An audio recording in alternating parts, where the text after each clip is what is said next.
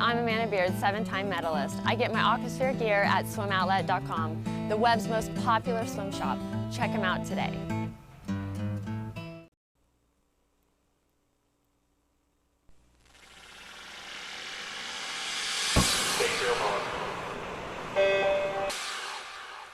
Hi everyone, I'm Peter Bush, host of Swimming World's Morning Swim Show. All this week we're looking back on the best interviews of 2011, and today our featured segment is Ted McGinley, best known for being an actor on sitcoms like Married with Children. He says the best time of his life was playing water polo in college for USC, and you see immediately in the interview that he has not let the sport go.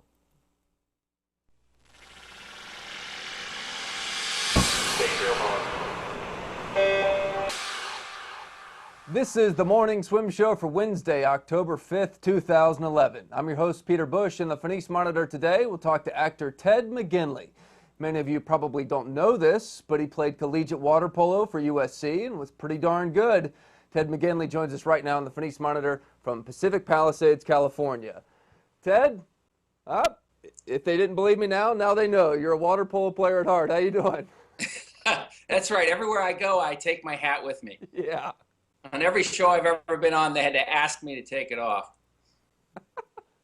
So you played water polo. A lot of people know you as an actor, Married with Children, a lot of other TV shows and movies. But water polo, going way back at USC, huh? Yeah, that's right. I grew up in Newport Beach, California. I played under Bill Barnett, who was the Olympic coach. And then he would trade off his team in the summertime. We would work out with UCI. And that was Ed Newland, and he was the other Olympic coach from the previous year. So we had a really good program there, and I was fortunate enough. I got a scholarship to USC and played water polo there, and it was the greatest thing that ever happened to me. You're doing a campaign right now with USA Water Polo, and you called it the greatest experience of your life. And that's saying something, given everything that you've accomplished. Well, that's nice. You know what's funny for me is that I really enjoy when when I run into people from my water polo life, because it's so long ago and it's so forgotten. And, you establish yourself as you have different characteristics as an athlete that sort of follow you through your life, and or certainly through your athletic life. And in my acting business, not a single person knows that I was even, they knew I was athletic, but they didn't know what my sport, they could care less. And so I really enjoy it when I run into someone who I knew from those days, or somebody who remembers that I played. It means a lot to me. And to be asked to help USA Water Polo, I was just, so excited, because again, you just feel like that part of you is not around anymore, and it was really exciting for me. Anything about a sports background that makes you a better actor? Well, water polo is that kind of sport where you have 2-a-days just about every day of your life, and you learn discipline, and you learn showing up when you don't want to be there. You learn that there's a job to be done, and it has to be done, and you signed up for it, so let's go. And you owe it to the team. And I think that there's an amount of discipline that you get from a sport like that really helps on a day-to-day basis. Number two is pressure, being under pressure all the time, being able to deal with pressure, competing. I think all of that stuff really, especially in my business now, because I'm going into an audition, and there's sometimes there's 400 guys, sometimes there's 20 guys, all, movie stars or people that and you're like, wow, I'm never going to get this. And I don't usually get it. But the truth is, you just, you have to get used to the competition, and I like that part of it. It doesn't bother me in the least. And you just have to get up, get knocked down, next day, start it all over again. I believe all of those life lessons come from sport. What are a couple of the best shows on TV today, in your opinion? I think Modern Family is a great, innovative new show. I love Ed O'Neill on that show. I love that he broke out of being Al Bundy. It's funny, I love shows like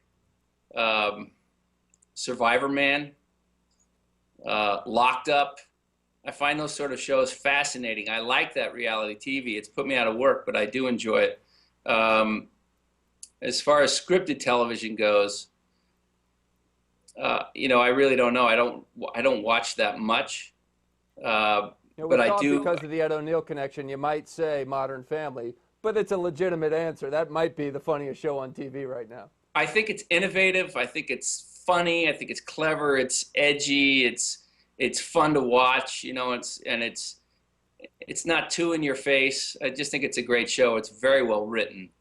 At my house we watch a lot of Survivor. My kids will watch that, and my wife and I we like The Biggest Loser. I think that The Biggest Loser, on a weird level, is one of the finest programs in maybe the history of television, because it's changed people's lives. There are millions of people watching the show who are trying to change their life because of a silly television show. And not only are you watching the transformation of the people on the show, which is basically a miracle if you watch them from beginning to end, but there are people at home who are being affected greatly. And I think that that's television at its finest, sort of like the internet when you see what's happening around the world with the information flow going out to people who've been locked away and can't, because of the mountainous regions or whatever it is, they haven't been able to get any information, and because of the internet and cell phones and whatnot, that kind of technology, people can now find out what's happening in their own country, even though they're landlocked or for whatever reason can't get any information. Are TV shows better today than they were in the past, or is it like comparing athletes from different eras? They may be quote unquote better, but it's all relative to your time. Yeah, TV shows are different. I think that there was a classic era of television. If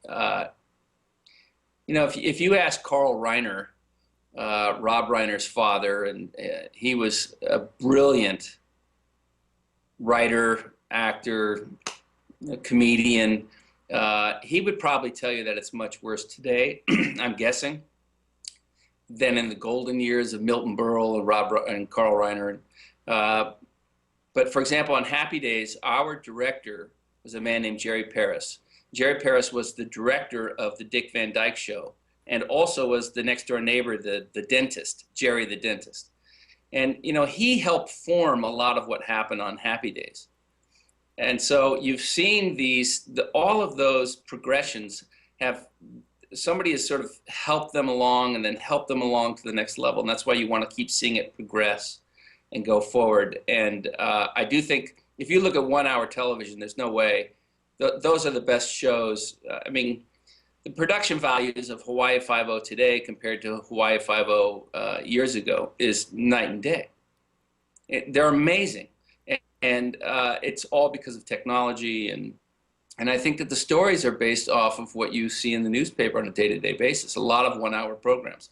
So I do think that, yes, I believe that I'm not a purist, or I like to see progression. I like to see change in television. And I do think because of technology, it's better. And a lot of the 1 hour shows are basically a movie. They basically shoot a movie every 8 days, and that's a miracle. Nowadays, instead of using film, like when I first started on Happy Days, it was film. And so they were shooting film, and you couldn't see what you were shooting. So the cameraman would say, well, I think I got it. And they'd have to do it a few times because they never were quite sure. Now they have a monitor. The director has a monitor. The camera operator has a monitor. He can see exactly what he's shooting. So they know if they have it or not. And then it goes right into a microchip. And they can just make the editing, in moments. It's pretty spectacular. So I would say the opportunity today to make a better TV show is certainly there. The writing is writing.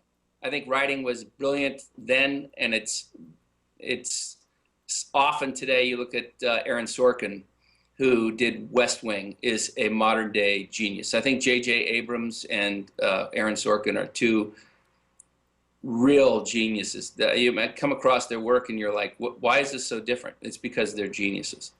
And there aren't a lot of those guys around, but they're out there. What if Sorkin would have been the one to write Revenge of the Nerds? That would have been an interesting script. Well, I'll tell you how it would have been different. With Aaron Sorkin, you can't change a single word. You don't change an if, an and, or the.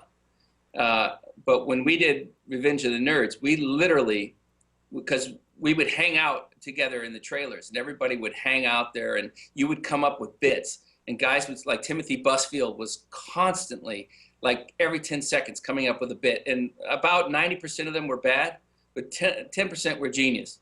And I should say 98% of them were bad and 2% were genius. And those were so we'd go to the director and we'd say, hey, how about if we do this? And a lot of that stuff was just stuff we came up with on the spot or in the trailer in between. I mean, we did a lot of improvisation. And that whole speech where I'm talking to the guys before we go into the house and kick them out, that's all, I just made that up. Will you let your kids see Revenge of the Nerds? Never. It's funny, my kids really could care less. I mean, they enjoy seeing stuff every so often, but they're so busy. And if it weren't for their friends telling them that my wife is an actor as well. She's an actress. Gigi Rice, she was on the John Larroquette show and Delta. And she's done a lot of different shows along the way. But she is like me. We don't talk about it that much around the house. And so unless their friends come over and say, oh, I saw you on, Wizards of Waverly Place, they would never know. You ever get back in the pool, swim, or play water polo? That's a good question. I'll tell you something that's kind of interesting. My sons play soccer, volleyball, and baseball, football, pretty much everything but in the pool. And, as you know, that swimming it's a choice. And when you make that choice, it's 2 days for the rest of your life. So for me, I wanted to make sure that if they wanted to do it, it was their choice. And we spent a lot of time in the ocean, but they never really spent time in the pool.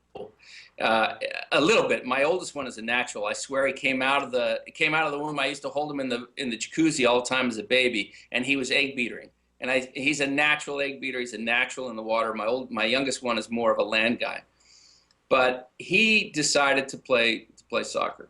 And when we travel around to Irvine and we go to these areas where they have a 50-meter pool on literally almost every corner, you can get pool time. You can get anything you want. Up here in the Palisades, we have one pool, and we had a YMCA pool that was really not very good. And very disappointing. Anyway, about 2 years ago, a teacher from Pacific Palisades High School donated over $1 million to have a pool built on campus, a new one. So we just have a brand new pool. We started a water polo program for the first time here. And I keep thinking, okay, I'm going to get out there. My problem is that I don't like circle pattern. I will do anything to swim when I can get my own lane or swim opposite one other person, but I can't stand circle pattern. I hated it when I was swimming, and I hate it to this day. So the long-winded answer is I don't get in very much. I still don't like cold water, but I'll do it. Now I'm getting to the point where I talked to a buddy of mine who I grew up with who was a football player the other day, and he's been getting up every day at 5 a.m. to swim. And I said, I can't believe you're doing that. And I've been thinking about it every day since, because I keep thinking I should get my ass out there. It's never too late. I know. How about you? Do you swim? No, I got little kids. It's too tough to find the time. I jog and lift a little weights, but yeah. But yeah, I don't swim too much anymore. I became a runner after I quit swimming, big time. I ran a few marathons. I mean, I really enjoyed it because it worked with my work schedule. I could actually go sometimes out at lunchtime, or whatever. I was able to do it kind of whenever. And swimming, as you know, you got to get the hours right, or you can't get in. So, and people always come over to the house. We have a pool at my house, and people always say, well, you must work out in your pool all People don't realize if you're a swimmer, you do a flip turn in a regular pool, you're done. Before you get to the other side, you're flip turning again. Yep. So you can't really do that, I guess, unless you hook up one of those deals to your back and you just swim. But I still love it. I love what it does for you. I think it's the best exercise in the world. I think swimming and yoga are the two best exercises in the world. I totally agree. I feel great whenever I do get in the pool. It's just tough to get to the pool, right, and get it done. But hey, so you got an audition coming up, you said, right? No. Oh, I thought My bad. I thought you I had wish. I was going to say good luck, but I'm sure you'll have another one soon. So, Well, I will have one coming up soon, but not in the next hour or so. well, great talking to you. Thank you very much for sharing your thoughts about acting and water polo, and we all know a little bit more about Ted McGinley now. Thanks. Thank you. I'm very proud to have been asked to be here. It's an honor, honestly. Thank you. All right, take care. That's Ted Thanks, McGinley Peter. joining us in the Phoenix Monitor today from California. That's it for today's show. I'm Peter Bush, reminding you to keep your head down at the finish.